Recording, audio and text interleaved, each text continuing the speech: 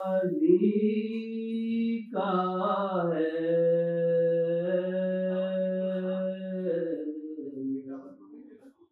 کیا مرتبہ سلطان حجازی کا ہے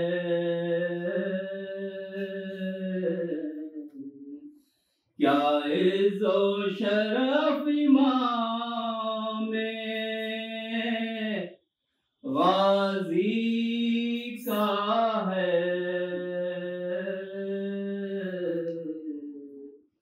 سجدے کا نشان دیکھ کے سب کہتے تھے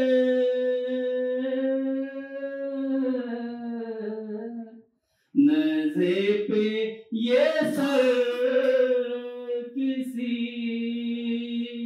نمازی کا ہے کیا مرتبہ سلطان اور محمد وآل محمد صلوات اللہم صلی علی محمد وآل محمد جب رنگ میں زخمی ہو گئے سلطان مہربان جب رنگ میں زخمی ہو گئے سلطان مہربان شفقت سے ہاتھ گھوڑے کی گردن میں ڈال کر کہنے لگے حسین کے آتا نہیں نظر لے چل مجھے تو اکبر محروم کی لاش پر اے اسب با وفا میرے دل کو قرار دے اس کا صلہ تجھے شہ دلدل سوار دے گھوڑا قدم قدم سوئے مقتل ہوا رواں پہنچے نشے کے زخم کو تا صدمے تکان ایک نوجوان کی لاش پر ٹھہرا وہ بے زبان بو سونگ کر حسین پکارے یہی ہے ہاں بیٹھا جو گلجنا تو آپ اترے زین سے دو ہاتھ کانپتے ہوئے اٹھے زمین سے جب رنگ میں زخمی ہو گئے سلطان مہربان محمد وآل محمد صلی اللہ اللہم صلی علی محمد وآل محمد اے مومن اولاد کا مرنا بھی ستم ہے اے مومن اولاد کا مرنا بھی ستم ہے سب غم تو ہے لیکن یہ عجب طرح کا غم ہے، جو رنج و مصیبت ہے وہ اس صدمے سے کم ہے، سوراخ جگر ہوتا ہے جس سے وہ علم ہے، ممکن نہیں صبر آئے جو ماں باپ کے جی کو، یہ داغ تو اللہ نہ دکھائے کسی کو، اے مومن اولاد کا مرنا بھی ستم ہے، 18 برس کا ہے پسر کے سو والا، ایک جوگ کما کر ہے، ایک جوگ کما کر جسے مادر نے ہے پالا، محب پدری سے ہے کلیجہ تہ بالا، مالک ہے مگر صبر و رضا کے شہ والا، بیٹے کی جوانی کا تصرف نہیں کرتے، ہے آگ لگی دل میں مگر عف نہیں کرتے، فرماتے ہیں زینب سے کہ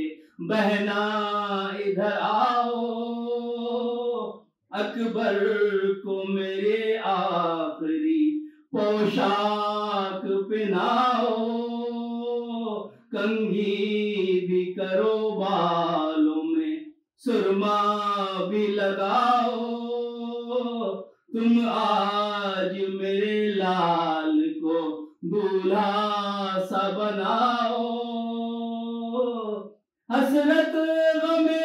حسرت دل غم دیدہ میں اس آن نہ رہ جائے، دولہا نہ بنے ماں کو یہ ارمان نہ رہ جائے، شہ کہتے ہیں فرزند کو مرنے کی رضا دو، اس وقت محبت علی اکبر کی ہٹا دو، خالق کی کرو یاد انہیں دل سے بلا دو، ماں کہتی ہے کس طرح کروں صبر بتا دو، گھر دیدہ و دانستہ ڈبایا نہیں جاتا، اکبر سا پسر ہاتھ سے کھویا نہیں جاتا، اے مومن اولاد کا مرنا بھی غضب ہے، مر جاؤں گی جو بچھڑے گا مجھ سے میرا جایا، جب کھوئی ہے دولت تو ہے اس لال کو پایا، 18 برس میں نے ہے ایک جوگ کمایا، پھر پاؤں گی کیوں کر جو انہیں آج گوایا، اب خیر سے 19واں بھی سال وہی ہے، ماں ہوں میرا پتھر کا کلیجہ تو نہیں ہے، حضرت کو بھی یہ داغ نہ ہوئے گا گوارا، سمجھی میرے صاحب یہ انہی کا ہے اشارہ، گر آپ کی مرضی ہے تو جائے میرا پیارا، مجبور ہے لاچار ہے کیا بس ہے ہمارا، شکوہ ہے نہ حضرت سے نہ کچھ ان سے گلا ہے، صدقے گئی بانوں کا مقدر ہی برا ہے، اے مومن اولاد کا مرنا بھی ستم ہے.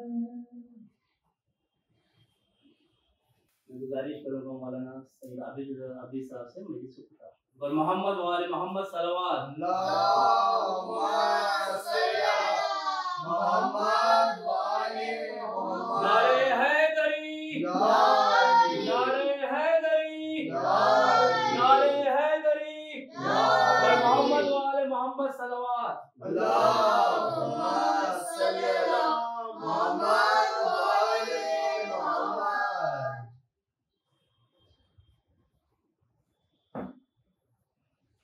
رحم الله من قرأ الفاتحة.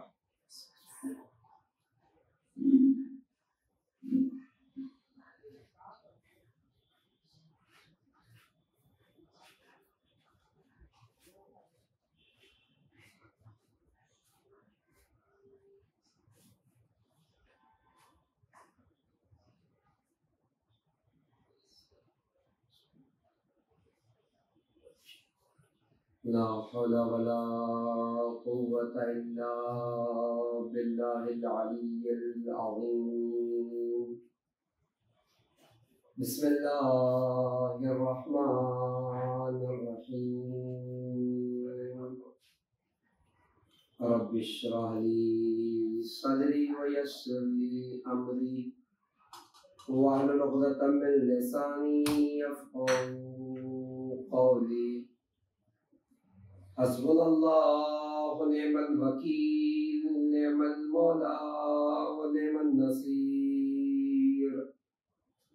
الحمد لله الذي هدانا لهذا وما كنا لنهتدي لولا أن هدانا الله.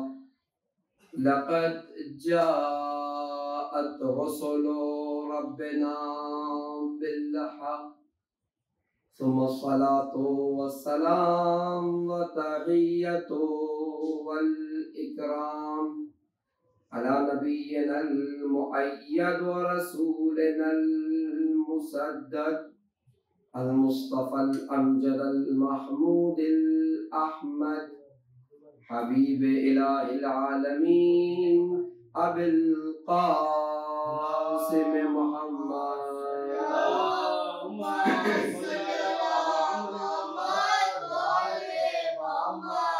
وعلى آل بيته الطيبين الطاهرين المعصومين ولعنة الدائمة على أعدائهم ومعاندهم وظالمهم وغاصب حقوقهم ومنكري فضائلهم وشاكين فيهم أجمعين. أما بعد فقد قال تبارك وتعالى في القرآن الكريم وفرقان الحميد. بسم الله الرحمن الرحيم. أطيعوا الله وأطيعوا الرسول وأولي الأمر منكم. صلاة الله.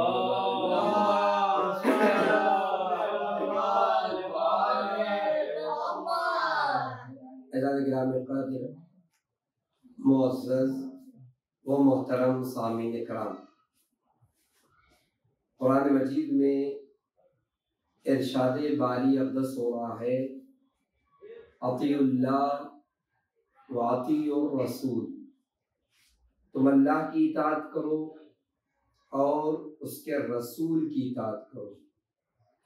وہ اولی الامر منکم، اور تم میں سے جو اولی الامر ہے ان کی اطاعت کرو. انہیں آپ کی خدمت میں عرض کیا کہ اس اولی الامر سے مراد ہمارے سارے مفسرین نے، سارے تفسیر کرنے والوں نے اہل بیت اور ائمہ علیہم السلام لکھا. یعنی اللہ کی اطاعت کرنا ہے، اس کے رسول کی اطاعت کرنا ہے اور ائمہ علیہم السلام کی اطاعت کرنا ہے.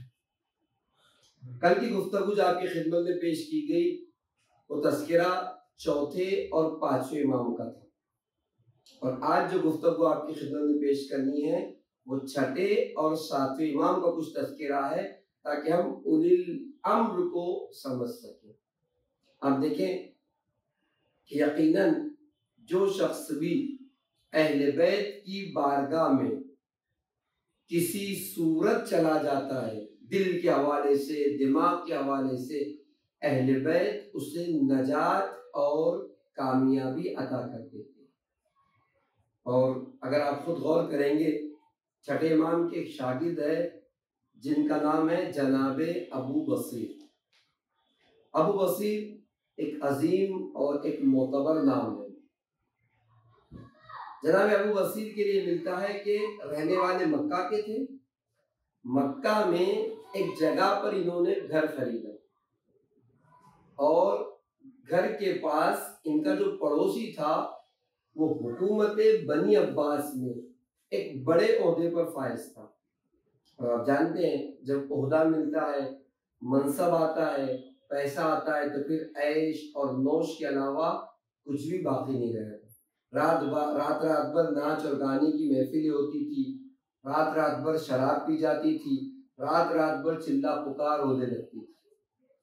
جناب ابو بصیر کے جو ان کے پڑوسی تھے اور چھٹے امام کے بڑے عظیم اور معتبر صحابی، انہیں بڑی تکلیف ہوتی، بڑی اذیت ہوتی، رات بھر چلا پکار کی آوازیں، رات بھر شور اور شرابہ، رات بھر غوغا۔ ایک بار جناب ابو بصیر اس شخص کے پاس گئے اور جانے کے بعد کہا کہ یہ کون سا اسلام ہے، یہ کون سا دین ہے کہ جہاں رات بھر دوسروں کو اذیتیں دی جائے؟ یہ کون سا دین اجازت دیتا ہے کہ شراب پیا جائے اور ناچ اور گانے کی محفلیں سجائی جائے؟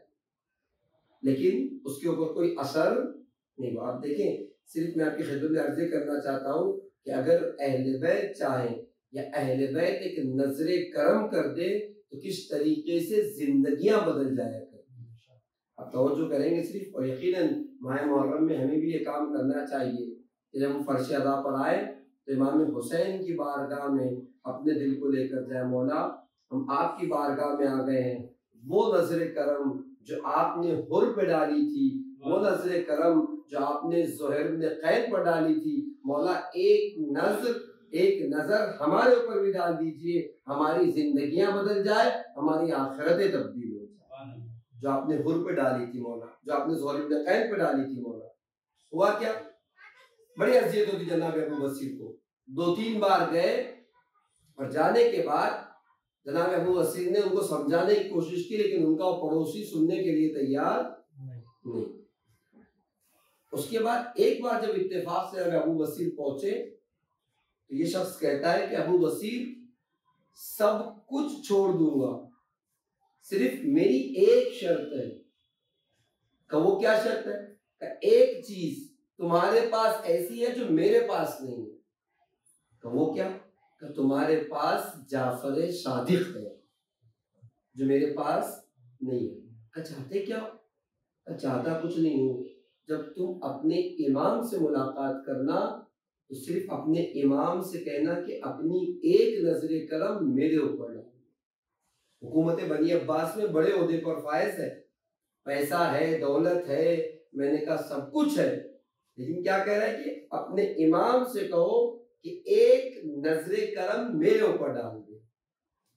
تاریخ کہتی ہے اللہ نے جناب ابو بصیر کو اسی سال حج بیت اللہ کی توفیق عطا کی، اور جناب ابو بصیر مکہ مکرمہ پہنچے اور خانہ خدا کی زیارت سے فارغ ہو کر مدینے تشریف لائے امام سے ملاقات کے لیے۔ اس زمانے میں یہ طریقہ تھا کہ جو زائرین جاتے تھے وہ مدینہ ہوئے بغیر نہیں آتے تھے، امام کی زیارت کے لیے یا امام کی زیارت کے لیے جاتے تھے۔ میں نے تو خود نہیں پڑھا کہ آج بھی علماء کہتے ہیں کہ آج بھی اگر کوئی زائر جا رہا ہو تو صرف مکہ جا کر واپس نہیں آنا چاہیے، بلکہ مدینہ میں بقیع میں ضرور جائیں، رسول اللہ اور اس کے بعد شہزادی اور بقیہ ائمہ کو سلام کر کے ضرور آئیں۔ لہٰذا آج بھی طریقہ کار ہے کہ کوئی بھی قافلہ ہمارا، کوئی بھی زائر ہمارا جب جاتا ہے عمرہ اور حج کے لیے تو صرف عمرہ اور حج کر کے واپس نہیں آتا، مدینے ایک ہی دن سے جاتا ضرور ہے۔ خیر جناب ابو بصیر نے بھی حج بیت اللہ کی زیارت کی، اور حج بیت اللہ کی زیارت کرنے کے بعد مدینہ میں امام کی خدمت میں حاضر ہوئے، شرف ملاقات ہوا، امام کی خدمت میں پہنچے، حال احوال کے بعد گفتگو کا ایک باب کھلا، اور ظاہر سی بات ہے بہت سے کام تھے مولا کے جو کوفہ میں جناب ابو بصیر کیا کرتے تھے، سارے کاموں کا حساب کتاب معاملات جناب ابو بصیر نے پیش کیا۔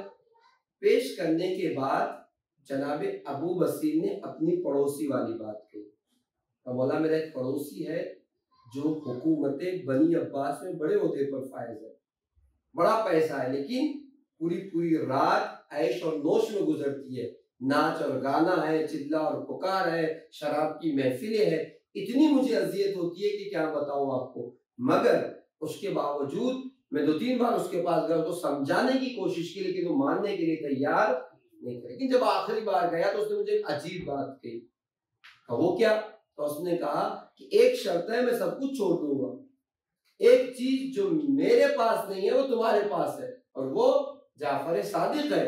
تم اپنے مولا سے کہو کہ ایک نظر کرم میرے اوپر ڈال دے۔ امام نے کہا ابو بصیر جب واپس جانا تو میرا سلام اسے کہنا، اور سلام کہہ کے کہنا اخرج مما فیہ اضمن لک الجنہ، نکل جاؤ اس چیز میں سے جن چیزوں میں پڑے ہوئے ہو، میں تمہیں جنت کی بشارت دیتا ہوں۔ اب دیکھیں امام کا قیمتی جملہ ہے، میں انشاءاللہ اگلے مرحلے میں اس کی وضاحت کروں گا کہ امام نے کیوں اس طریقے سے کہا تھا، لیکن آپ غور کیجئے۔ ابو بصیر چلے اور واپس آئے، جب کوفہ پہنچے، ظاہر سی بات ہے آج بھی ہمارے دستور ہے اور اس زمانے میں بھی تھا اور ہونا بھی چاہیے کہ جب کوئی حج سے، جب کوئی زیارت سے، کربلا سے واپس آتا ہے تو لوگ اس کی ملاقات کو جاتے ہیں، آج بھی ہوتا ہے، اور جاتے نہیں، جانا بھی چاہیے، بلکہ روایتوں میں تاکید ہے کہ اگر کوئی زائر، اگر کوئی حاجی حج بیت اللہ سے واپس پلٹے تو اس کی ملاقات کو جلدی جانا چاہیے، ملاقات میں تاخیر نہیں کرنا چاہیے۔ یہ نہیں کہنا چاہیے سیٹرڈے آئے گا تو جائیں گے، سنڈے آئے گا تو ملاقات کر لیں گے، نہیں، جتنے جلدی ممکن ہو اس کی زیارت کو جانا چاہیے۔ اور روایت اس کی وجہ بھی بیان کرتی ہے، روایت کہتی ہے چونکہ یہ زیارت کر کے آیا ہے، چونکہ یہ حج کر کے آیا ہے، لہذا اپنے ساتھ ایک نورانیت لے کر آیا ہے، اس سے پہلے یہ دنیا میں مشغول ہو جائے اور اس کی نورانیت ختم ہو، اس سے پہلے جا کر اس سے ملاقات کر لو تاکہ نورانیت کا کچھ حصہ تم تک منتقل ہو جائے۔ لہذا زائر کے لیے بڑی تاکید ہے روایتوں میں کہ جتنے جلدی ہو اس حاجی سے، اس زائر سے ملاقات کرو، تاکہ وہ جو نورانیت لے کر آ رہا ہے دنیا میں مشغول ہو کر اپنی نورانیت کو کھو دے گا، اس سے پہلے ملاقات کر لو تاکہ کچھ نورانیت تم تک بھی منتقل ہو جائے۔ تاریخ کہتی ہے کہ کوفہ پہنچے، کوفہ والوں کو ظاہر سی بات ہے اس زمانے میں حاجی لوگ تھے، کوفہ والے آئے مبارکباد دینے، کوفہ والے آئے تقبل اللہ کہنے کے لیے، ہاتھ ملاتے تھے، گلے ملتے تھے، تقبل اللہ، تقبل اعمالکم وسعیکم، اس طریقے کے جملے ادا کرتے تھے۔ جب سب لوگ آئے تو بظاہر تو یہ بھی مسلمان تھا جو آپ کا پڑوسی تھا، یہ بھی آئے۔ جب ملاقاتوں کا سلسلہ شروع ہوا اور اس کی نوبت پہنچی ہے، اس نے جناب بصیر کو کہا تقبل اللہ، اور جو اللہ آپ کے حج کو قبول کرے، آپ کے اعمال کو قبول کرے، تو جناب ابو بصیر نے کہا کہ تھوڑا رک کر جانا، مجھے تم سے کچھ کام ہے۔ ٹھیک، سب لوگوں نے ملاقات کی، اور ملاقات کرنے کے بعد جب سب لوگ چلے گئے تو جناب ابو بصیر نے ان سے ملاقات اور ان سے کہا کہ سب سے پہلے تو میرے امام نے تمہیں سلام کہلوایا۔ یہ جملہ سن کر اس کی آنکھوں میں آنسو آتے ہیں، اس لیے کہ آسان بات نہیں ہے کہ وقت کا امام کسی کو سلام کہلوائے، اور اس کو احساس تھا کہیں نہ کہیں، شخصیت کو جانتا تھا، تبھی تو کہہ رہا تھا کہ اپنے امام سے کہو کہ ایک نظر کرم میرے اوپر کر دے۔ اس کے بعد تاریخ کہتی ہے کہ جناب ابو بصیر نے کہا کہ تمہارا جو پیغام تھا، تمہارا جو میسج تھا، وہ میں نے میرے امام کو دے دیا۔ کیا کہا امام نے؟ امام نے کہا اخرج مما فیہ اضمن لک الجنہ، نکلو اس چیز میں سے جس میں پڑے ہوئے ہو، میں تمہیں جنت کی ضمانت دیتا ہوں۔ تاریخ کہتی ہے یہ سنا اور سن کر چلا گیا، واپس چلا گیا۔ اب وہ آوازیں تو کم ہو گئی پڑوس سے آنی، لیکن بہت دن تک جناب ابو بصیر کو کچھ پتہ ہی نہیں چلا کہ ہو کیا رہا ہے، اور نہ جناب ابو بصیر نے کسی وجہ سے جاننے کی کوشش کی۔ تاریخ کہتے ایک دن ابو بصیر اپنے گھر میں بیٹھے ہوئے تھے، کسی نے دق الباب کیا، دروازے کو کھٹکھٹایا، کون؟ کہا آپ کا پڑوسی آپ کو بلا رہا ہے۔ اور جناب ابو بصیر گئے، جیسے گئے دروازے کو کھٹکھٹایا تو دروازے کے پیچھے سے آواز آتی، ابو بصیر میرا سلام قبول کیجیے گا اور اندر مت آئیے گا، وہیں سے میری باتوں کو سن لیجیے گا۔ کوئی بات نہیں، باہر سے ہی آپ کی باتیں سن لیتے ہیں۔ کہا ابو بصیر جب سے تم نے تمہارے امام کا وہ جملہ کہا ہے، میں نے اس جملے پر عمل کرنا شروع کر دیا ہے، اور چونکہ میں تم جانتے ہو کہ خلافت بنی عباس میں بڑے عہدے پر فائز تھا، میرا جتنا مال تھا یا کسی کا لوٹا ہوا تھا یا کسی کو دھمکایا ہوا تھا یا رشوت لیا ہوا تھا یا کسی کو ڈرا کر لیا گیا تھا، نتیجہ یہ ہے کہ جب میں اپنے گناہوں کی توبہ کرنے پر آیا، اور آپ بھی جانتے ہیں کہ دو حق، ایک ہے حقوق اللہ، ایک ہے حقوق الناس۔ حقوق اللہ تو اللہ معاف کر دیتا ہے، لیکن حقوق الناس اس وقت تک معاف نہیں ہوتے جب تک جس کا حق لیا ہے وہ معاف نہ کر دے۔ اور معاف، ایک مرتبہ آپ نے اس کے شان میں گستاخی کی ہے تو وہ معاف کر دے، لیکن اس کا اگر مان لیا ہے، اس کی زمین ہڑپی ہے، تو جب تک وہ چیز واپس نہیں کریں گے خدا معاف نہیں کرتا۔ کہ میں نے جتنا مال تھا، کسی کا غصبی تھا، کسی کو دھمکایا تھا، کسی پر قبضہ کیا تھا، ایسی بات ہے حکومتوں میں ہوتا کیا، یہی سب تو ہوتا ہے۔ کہا جس کا مجھے پتا تھا اس کے مال کو میں نے واپس کر دیا، اور جس کو میں جانتا تھا اس کے مال کو میں نے اس کو دے دیا، لیکن وہ مال کہ جن کو میں نہیں جانتا تھا اسے بھی میں نے ان کی طرف سے صدقے کے طور پر جو ہے وہ دے دیا ہے۔ اب حالت یہ ہے، آپ دیکھیں جانگامی، یہ حق الناس بہت اہم مرحلہ ہے۔ اگر ہم روایتوں میں بھی اس کی وہ دیکھیں تو سب سے اہم مرحلہ کربلا کا ہے۔ عاشور کے دن امام حسین نے خطبہ دیا، اس خطبے میں امام حسین نے کہا تھا کہ اگر کسی کی گردن پر کسی کا کوئی حق ہے تو وہ ابھی میرے پاس سے چلا جائے، اس لیے کہ میں نے اپنے نانا سے سنا ہے کہ جس کی گردن پر کسی کا حق ہوتا ہے، اگر وہ حق ادا نہ کر پایا تو اللہ اس کے سارے نیک اعمال کو اسے عطا کر دیتا ہے جس کا حق لے کر آیا ہے۔ یا ایک روایت میں ہے شہید کے لیے کہ شہید کی فضیلت اتنی ہے کہ جیسے ہی اس کے خون کا پہلا قطرہ گرتا ہے، قطرۃ دم، پہلے خون کا قطرہ، مغفورۃ لہ، وہ اس کے تمام گناہوں کا کفارہ قرار پاتا ہے۔ لیکن وہ گناہ کہ جو حقوق العباد نہ ہو، حقوق الناس نہ ہو، اگر وہ حقوق اللہ ہے تو خدا معاف کر دیتا ہے، لیکن حق الناس شہید سے بھی خدا معاف نہیں کرتا جب تک کہ جس کا حق ہے وہ خود معاف نہ کر دے۔ نتیجہ کیا ہوا؟ نتیجہ یہ ہوا کہ میرے پاس سارا مال اسی طریقے کا تھا، میں جس کو جانتا تھا اس کو دے دیا، جس کو نہیں جانتا تھا ان کی طرف سے بھی جو ہے وہ میں نے ادا کر دیا۔ اب یہ حالت ہے میری کہ میرے پاس پہننے کے لیے کپڑا تک نہیں ہے۔ میں نے جو تمہیں یہ کہا کہ دروازے کے باہر سے ہی میری بات سن لینا، اس کی میں معذرت چاہتا ہوں، لیکن اس لیے کہا کہ میرے پاس پہننے کے لیے میرے بدن پر صحیح سے لباس بھی نہیں ہے۔ تمہیں بلایا اس لیے ہے کہ اگر کچھ ہو سکے تو میرے لیے کرنا، تاکہ میں اپنی نئی زندگی کا آغاز کر سکوں۔ تاریخ کہتی ہے ابو بصیر گئے اپنے گھر سے، اور مولا کے بہت سے چاہنے والے تھے، ان سے کچھ پیسہ لیا، کچھ کپڑے لیے اور لا کر اس شخص کے حوالے کیا، اور حوالے کر کے اسے دے دیا، اور دینے کے بعد کہا کہ لوگ اپنی نئی زندگی کا آغاز کریں۔ اب تاریخ کہتے ایک وقت گزر گیا جب ابو بصیر نے پیسے بھی دیے، کپڑا بھی دیا، بہت دنوں کے بعد پھر کسی نے آگے کہا کہ آپ کو آپ کا پڑوسی بلا رہا ہے۔ اب تاریخ کہتی ہے اب جو پہنچے ہیں تو کیا دیکھا کہ بستر مرگ پر کروٹیں بدلنا، حالت احتضار میں ہے۔ جیسے ابو بصیر کو دیکھا، دیکھ کر کہتا ہے ابو بصیر صرف تمہیں شکریہ کے لیے بلایا ہے۔ کیوں کس بات کا شکریہ؟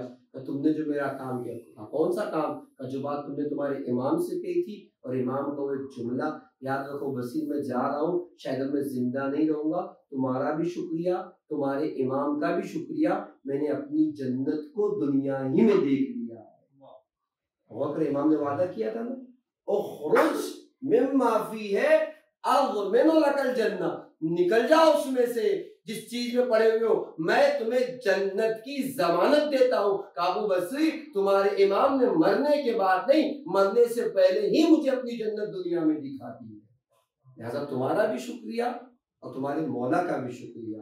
اور پھر تاریخ کے ابو بصیر اس کے بعد اگلی بار جب امام کی خدمت میں گئے، اس سے پہلے کہ ابو بصیر مولا کے گھر میں قدم رکھتے، صحن میں امام نے کہا تھا ابو بصیر ہم نے تمہارے پڑوسی سے کیا ہوا وعدہ پورا کر دکھایا، اس نے اپنی جنت کو اپنی دنیا میں دیکھ لیا۔ لیکن ایک اہم بات جو یہ ہے کہ کیا کہا تھا امام نے، اخرج مما فی، امام چاہتے تو خود بخود توفیقات عطا کرتے، گناہوں سے بچ جاتا، لیکن نہیں، امام نے کہا نکلو اس میں سے جس میں پڑے ہوئے ہو۔ وہ امام یہ بتلانا چاہ رہے کہ یاد رکھو ارادہ اور کوشش تمہاری طرف سے ہوگی، توفیق دینا ہمارا کام ہے۔ یعنی پہلا کام تمہارا ہے کہ تم ارادہ کرو، تم کوشش کرو، جب تم یہ کام کر لو گے تب ہماری نظر کرم ہوگی، تب ہماری توفیق ہوگی، جس کے ذریعے سے تم جو ہے وہ جہنم کے راستے سے نکل کر جنت تک آ جاؤ گے۔ ہم لوگوں کے زنگا میں تو یہ اہل بیت ہے، ایک نظر کرم اگر ڈال دے کسی پر تو اس کی زندگیاں بدل جائیں۔ میں نے کہا بہترین موقع ہے فرش ازا، بہترین مقام ہے فرش ازا، شیخ جعفر شوستری۔ عام طور سے ہم اشتہاد کہتے ہیں نا فقہ کی دنیا میں، مختل کی دنیا میں جسے اشتہاد حاصل ہو اسے شیخ جعفر شوستری کہتے ہیں۔ خصائص زینبیہ، خصائص حسینیہ، ساری کتابیں موجود ہیں آپ کی۔ شیخ جعفر شوستری کہتے ہیں کہ وہ مکان کہ جہاں مجلس ابا عبداللہ حسین ہو رہی ہو، وہ مکان وصل ہو جاتا ہے، وہ مکان جڑ جاتا ہے خدا کی رحمتوں سے، وہ خدا کی رحمتوں کا نزول ہوتا ہے۔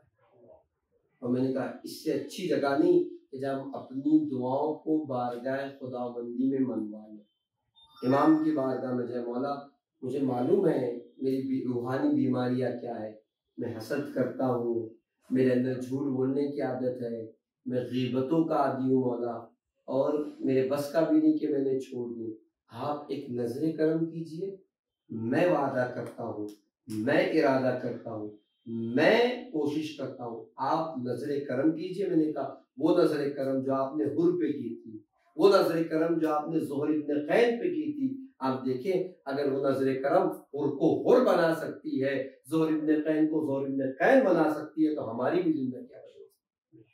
ہم نے غور کیا کہ چھٹے امام کی زندگی کیا رہا، اور نہ ایک اتنے تذکرے میں آپ کی خدمت میں عرض کر سکتا ہوں کہ جہاں امام نے لوگوں کی زندگیوں کو تبدیل کر دیا۔ ایک نام سید اسماعیل ہمیری کا ہے، بہت اچھے شاعر ہے، مولا کی شان میں بڑے بڑے قصیدے ہیں، اور ان کا یہ کمال تھا کہ وہ کہتے تھے کہ کوئی آ کے مجھے ایسی فضیلت مولا کی بتائے کہ جس کے ضمن میں نے مولا کی فضیلت پہ شعر نہ کہا ہو تو میں اسے ایک سکہ دوں گا اور پھر اس فضیلت پہ میں شعر کہوں گا۔ یعنی کوشش کرتے تھے کہ مولا کی ہر فضیلت پر شعر بولے، ان کے باوجود دو مشکل تھی، دو پریشانیاں، ایک زیدی فرقے کے ماننے والے تھے، یعنی صرف چوتھے امام کی امامت تک قائل تھے، اس کے بعد ان کے بیٹے جناب زید کو مانتے، دوسرے موقع ملنے پر شراب وغیرہ بھی پی لیا کرتے، تاریخ کہتی ہے، لیکن ہاں بقیہ ائمہ کا احترام کرتے تھے، چوتھے امام کے بعد پانچویں امام کا احترام کیا، پانچویں امام کا چھٹے امام کا احترام کیا۔ تاریخ کہتی ہے ایک بار شراب کا جام لے کر باہر اپنے گھر کے صحن میں بیٹھ کے پی رہے تھے، چھٹے امام آ گئے، جیسے امام اچھا احترام بہت کرتے تھے چونکہ جانتے تھے نسل رسول ہے، کھڑے ہو گئے احترام میں، مولا نے سلام کیا، کہا ہمیری کیا کر رہے ہو؟ کہ نہیں مولا دودھ پی رہا ہوں، اتنا گھبرا گئے، ہیبت اتنی تھی مولا کی کہ مولا دودھ پی رہا ہوں۔ مولا نے ہاتھ بڑھایا، کہ ہمیری ڈالو اپنے دودھ کو۔ اب دیکھیں جانے کا نہیں، کسی کے ظرف میں اتنی صلاحیت ہو تو ائمہ کس طریقے سے زندگیاں بدل کر رہتے، ہاتھ کانپ رہے تھے، تاریخ کے جملے، اور دل کو ایک لمحے کے لیے خدا کی بارگاہ میں لے گئے، پروردگارا اس ذات کا واسطہ جو میرے سامنے کھڑی ہے میری عزت کی لاج رکھ لینا. اب جو ظرف پلٹا ہے تو جو گرا وہ دودھ تھا شراب نہیں تھا. تاریخ کہتی ہے اب جملہ ہے امام نے پوچھا سید ہمیری من اماموں کا تمہارا امام کون ہے؟ تو سید ہمیری کہتی ہے وہ میرا امام ہے جس میں صلاحیت ہے کہ جو میری شراب کو دودھ میں تبدیل کر دے. اب سمجھ گئے کہ یہ کرامت اس ذات کی کرامت ہے کہ جو اس وقت امام وقت ہے. اور آپ دیکھیں جب قبول کیا ہے تاریخ خزانہ گرامی تو عالم یہ تھا کہ ناصبی لوگ آ کر تانا دیتے تھے. خاص کر کے آخری عمر جب بیمار ہوئے بستر پر آئے ہیں تاریخ نے لکھا کہ ناصبی آتے تھے تانا دیتے تھے برا بھلا کہتے تھے. اسی بستر بیماری پر امیر کائنات کی نجف کا رخ کر کے کہا تھا مولا آپ سے محبت اس لیے کی ہے کہ زمانہ مجھے تانا دے زمانہ مجھے برا بھلا کہے. اور دیکھیں کہ زمانہ آ کے مجھے کس طریقے کے تانے دے رہا ہے کہ تمہاری صورت دیکھو تمہاری حالت دیکھو. تاریخ کہتی ہے ایک نور ہے جو چلا ہے اور ہمیری کے چہرے تک آ پہنچا اور چہرے کو اتنا نورانی کیا ہے کہ زمانہ دیکھتا رہ گیا کہ ہمیری کا چہرہ چودھری کے چاند کے طریقے سے چمکا اور پھر روح قبض ہو گئی. یہ ائمہ علیہ السلام ہے جو انسان کی زندگیوں کو بدلتے ہیں اور بدلتے نہیں. ساری کوشش یہ ہوتی ہے کہ ہمارا چاہنے والا آئے ہماری بارگاہ میں کوشش کرے ارادہ کرے ہر صورت ہم اس کو تبدیل کرنے کے لیے تیار ہیں. آپ دیکھیں آنے والا ہمارے آپ کے ساتھ امام موسیٰ کاظم علیہ السلام.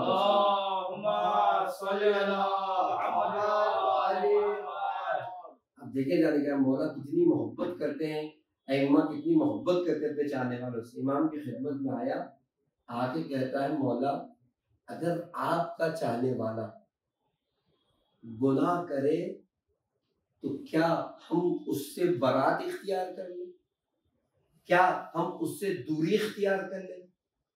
تو امام نے کہا کہ نہیں ایسا نہیں کر سکتے. اس کا وہ عمل خراب ہے لیکن اس کی روح بہت پاک ہے. ہمارا کوئی بات نہیں ہم برات نہیں کر سکتے. کیا ہم اس کو فاسق کہہ سکتے ہیں؟ فاسق تو کھلا کھلا گناہ کرتا ہو.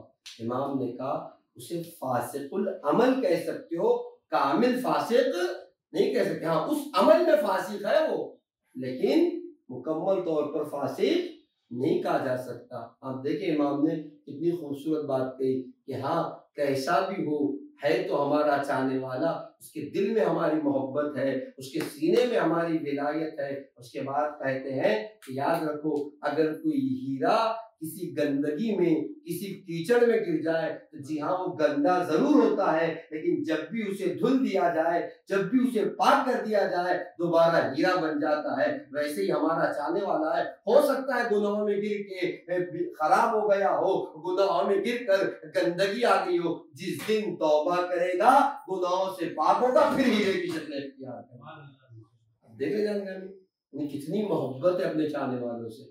ہر صورت نجات کے لیے آمادہ ہے. میں نے 2-3 تذکرے کیا آپ کی خدمت میں نہ صرف 5ویں یا 6ٹھے امام کا تذکرہ. ہر امام کی زندگی آپ دیکھیں جو بھی اہل بیت تک کسی بھی عنوان سے آ گیا اور ذرہ برابر اس کے اندر ظرفیت ہو تو اہل بیت میں صلاحیت ہے کہ اسے تبدیل کر کے رکھ دے اسے بدل کر ایک نئی زندگی عطا کر دے. اور زندگی عطا نہیں کرے دنیا تو سواری دیتے ہیں جنت بھی اس کا مقدر بن جایا کرتی ہے. آپ دیکھیں کتنے تذکرے ایسے کتنی تاریخ آپ کی خدمت میں پیش کریں کہ جہاں ائمہ علیہ السلام نے لوگوں کی زندگی بدل دی. 7 امام کا تذکرہ نہیں معلوم آپ نے سنا کہ نہیں سنا. 7 امام ائمہ میں وہ امام ہیں کہ جنہوں نے اپنی اکثر زندگی قید خانے میں گزاری. اور آپ جانتے کہ عالم یہ تھا جب اوپر سے قید خانہ دیکھا جاتا تھا تو لوگ کہتے تھے کپڑا پڑا ہوا ہے. امام سجدے میں ہوتے تھے. حکومت وقت نے کہا کہ یہ نماز یہ روزے یہ سجدے تو سب دکھاوا ہے. کہا ان کی عبادتوں کی حقیقت کو زمانے پر آشکار کیا جائے. وہ کیسے؟ بہت آسان طریقہ.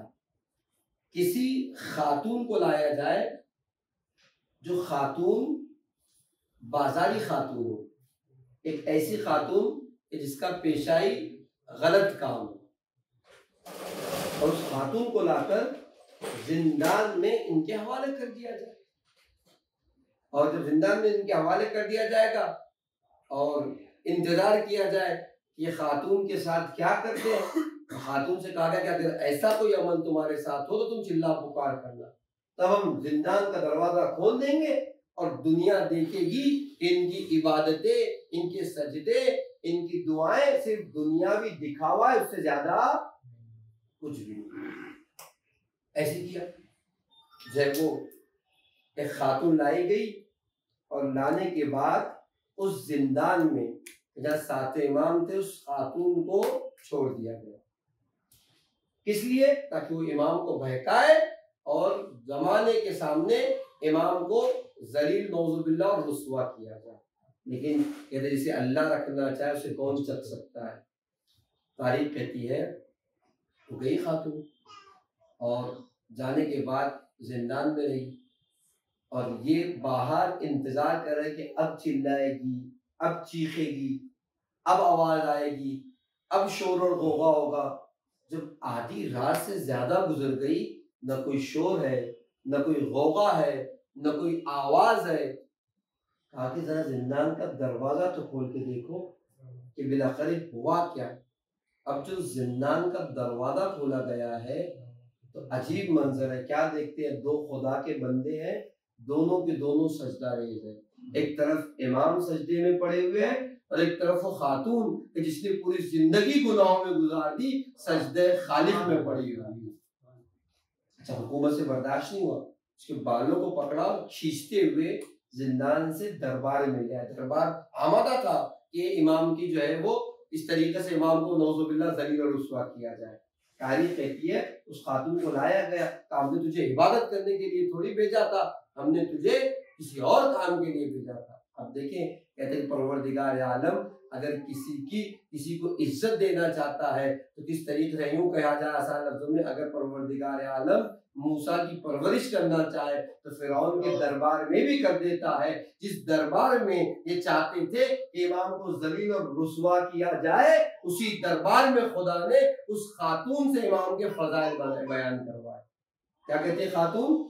کہتی ہے کہ میں گئی تو اسی ارادے سے تھی، بہت دیر تک کھڑی رہی کہ سجدے سے فارغ ہو تو کوئی عمل ایسا کروں کہ جسے اپنی طرف جذب کر سکوں، اور سجدہ اتنا طولانی نہیں تھا۔ میں سن رہی تھی کہ آواز آئی سبوح القدوس ربنا ورب الملائکۃ والروح الہی اعظم الذنب من عبدک فلیحسن العفو من عندک۔ اے پروردگارہ، میں جو ہے وہ تیری بارگاہ میں مغفرت مانگتا ہوں، اور جو ہے وہ میرے مغفرت سے زیادہ تیرا احسان اور کرم ہے۔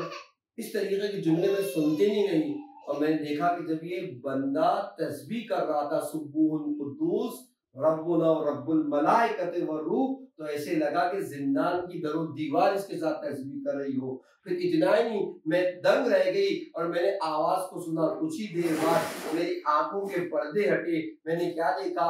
ملائکہ کی صف کھڑی ہوئی ہے اور ملائکہ اس بندے خدا کے ساتھ سبوح القدوس ربنا ورب الملائکۃ والروح کی تسبیح پڑھ رہی ہے۔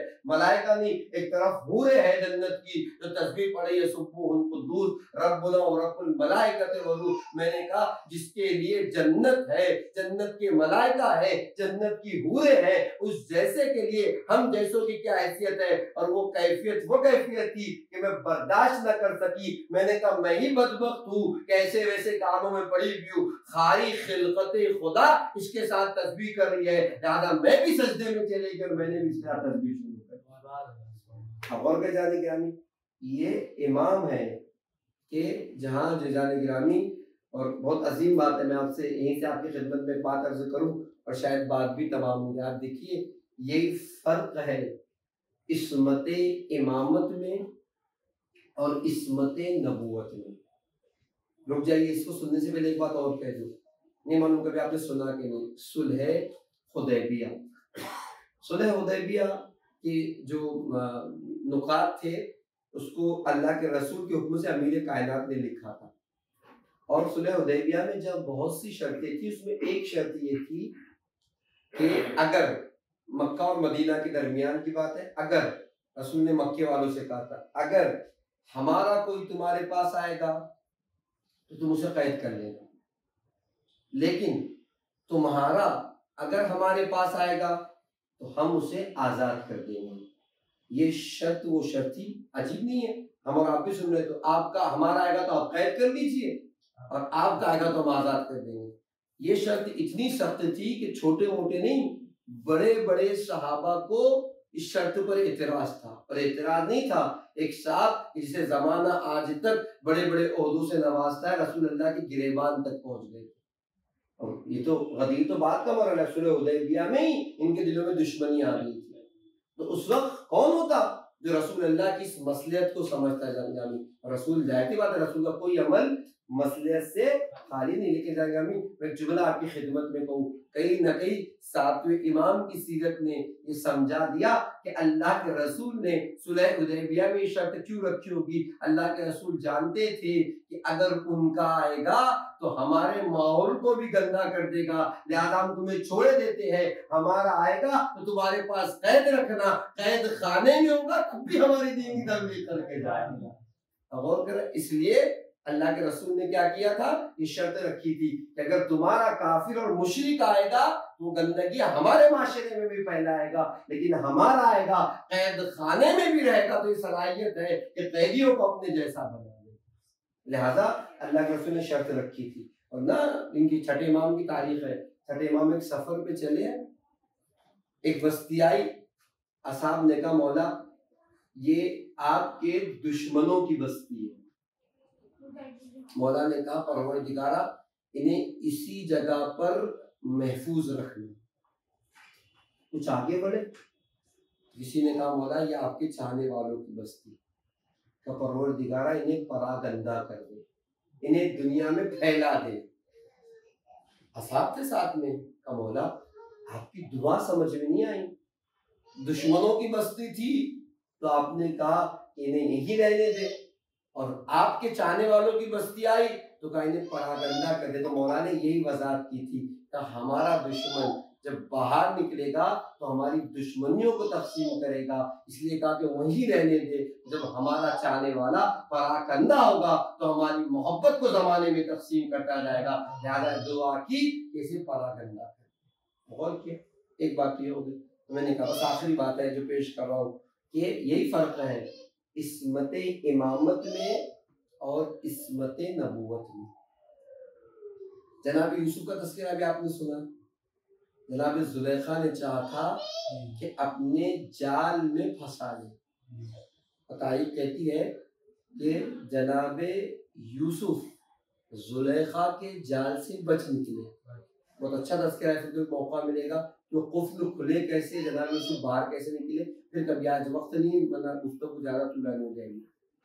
جناب یوسف بچ کے نکل گئے، لیکن ایمانداری سے بتائیے کیا اسی وقت زلیخا کو اپنے جیسا بنا لیا؟ نہیں.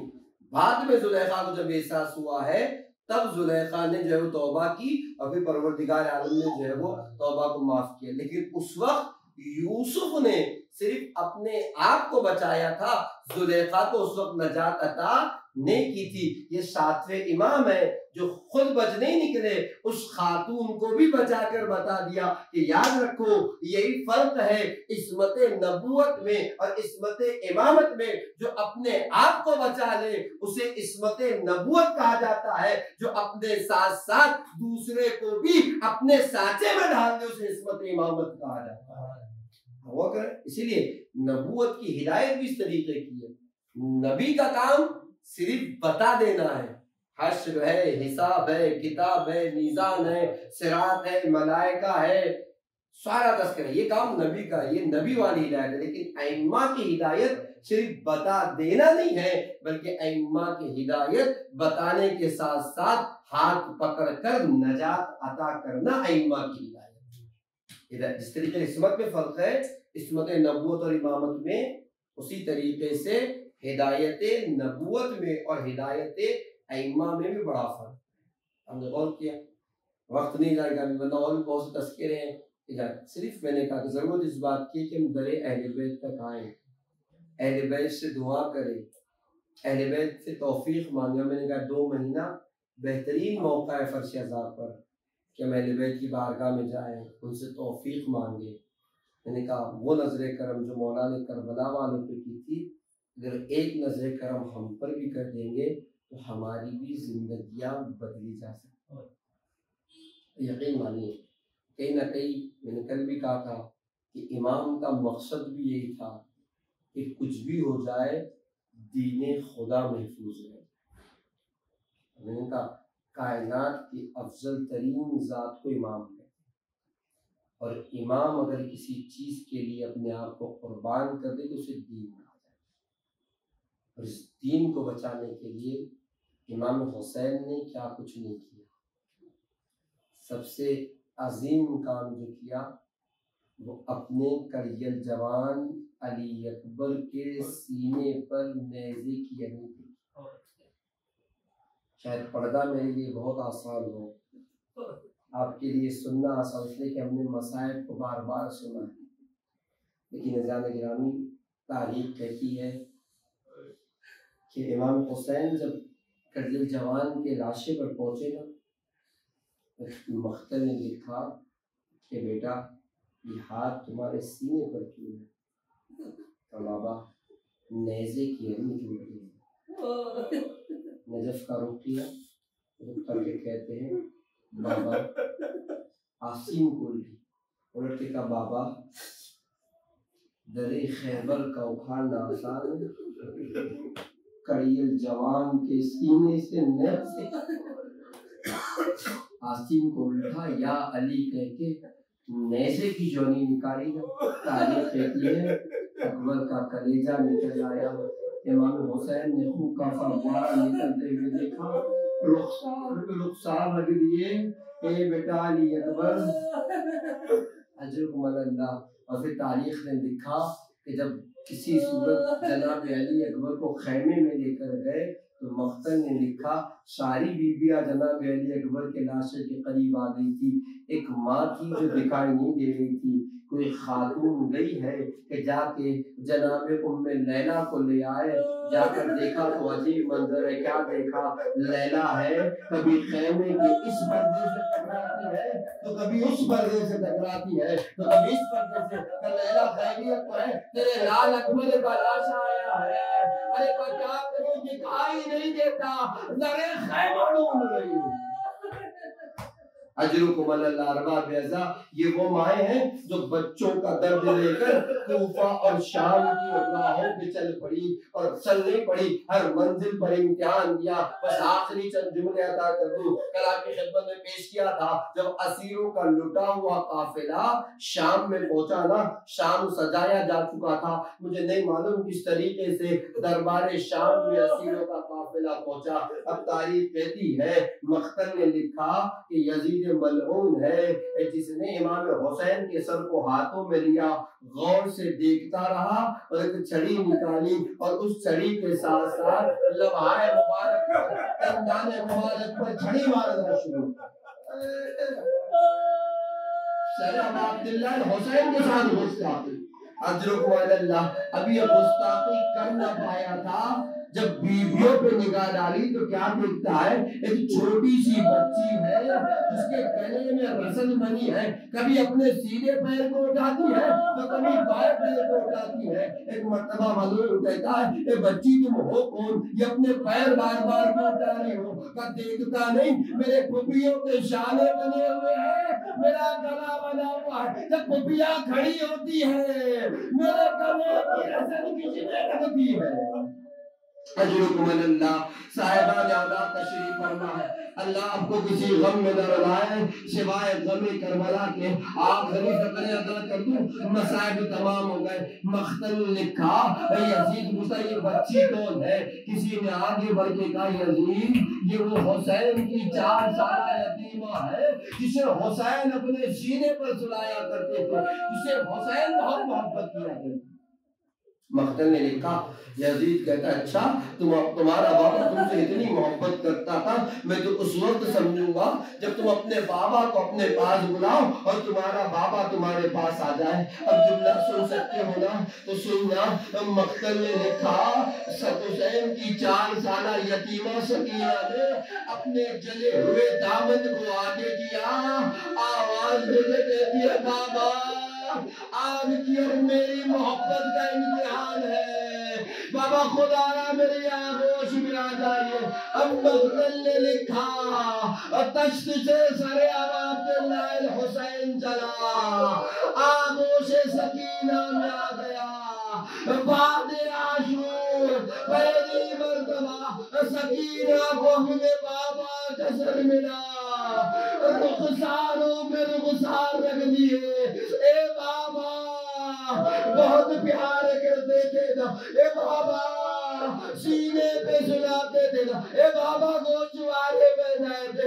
سن سکو کہ بابا آپ کے جانے کے بعد تماچے والے آپ کے جانے گوشوارے جی لیے گئے۔ اے بابا میرے دامن میں آ گئے۔ الا لعنت اللہ علی القوم الظالمین، سیعلم الذین ظلموا ای منقلب ینقلبون۔ الہی بحق زہرا و ابیہا و بالہا و بنیہا، سر المستضعفیہ پروردگارہ ہمارے آنسو کو رومال شہزادی میں لگا عنایت فرما، ہمارے آنسو کو تسکین شہزادی کا ذریعہ قرار دے، قلب نازنین امام کو ہم سے راضی و خوشنود فرما، امام کی دعاؤں میں ہمیں شامل حال فرما، غیبت امام میں اپنی ذمہ داریوں کو پورا کرنے کی توفیق کرامت فرما۔ میرے معبود ان آنسو کے بعد جو دعائیں دل میں لے کر آئے اسے قبول و مستجاب فرما، جو دعائیں رہ گئے اسے قبول و مستجاب فرما۔ میرے معبود سامعین جلسہ، بانیان جلسہ کی تمام دلی مرادوں کو پورا فرما، ان کی تمام مشکلات کو برطرف فرما۔ پروردگارہ اہم ترین دعائیں میرے معبود جن حضرات نے ہم سے منبر کے بعد آنسو کے بعد دعا کی گزارش کی ہے، ان کی تمام دلی دعاؤں کو مستجاب فرما، ان کی تمام مشکلات کو برطرف فرما، خصوصاً وہ مومنین جو بیمار ہیں انہیں صحت کاملہ و عاجلہ عنایت فرما۔ میرے معبود اہم ترین دعا منتقم خون امام حسین یوسف زہرا امام زمانہ کے ظہور میں تعجیل فرما، امام کے مخلص غلاموں میں ہمارا شمار فرما۔ ربنا تقبل منا انک انت السمیع العلیم۔ حسین